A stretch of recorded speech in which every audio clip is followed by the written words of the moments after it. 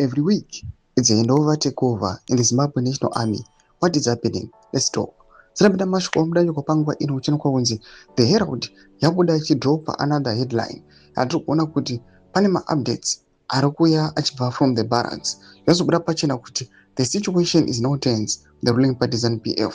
Panguva inoi aiwa hakuda neanonzwa aiwa kuri kunyatso kuonekwa kunzi pane madevelopments ari kuitika underway ari kunyatso kuitika kubackground vanhu havasingazonyatsozonzwisisa but panguva inoi nazoratidza kuti maevents atiri kumboona akambolead again to 2017 and also to March 31 tiona pazongoita very fast handover takeover ceremonies. Don't subscribe or like it on the bell icon. The Herald Zimbabwe inobuda nyora ichiti Commander of the Zimbabwe National Army Lieutenant General Asha Walter Tafmanei presided over the handover takeover of command of 2 infantry brigade this morning at Kagumi Barracks in Harare.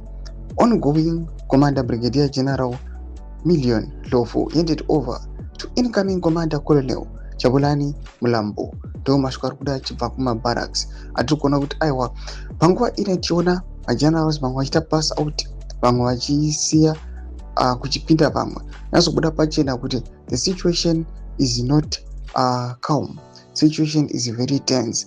Panguva inoi nazoratidza kuti towards ma-constitutional amendment nesuccession muna 2028 panguva inoi pane ma-consolidations of power ari kuitika. Pane vamwe vari kutodismissiwa, pane vamwe vari kutonzi aiwa ritayai, pane vamwe vari kutofaiwa, vari kutsakatika hatitotauri nezvazvo just because ndizuro uno pakaitwa triple burial. Pinda comment section medu botiza mafunguro enyu muri kudi pamusoro pe these developments ari kusiya nyika yese yeZimbabwe ine more questions than answers. Don't forget to subscribe or like out on the bell icon.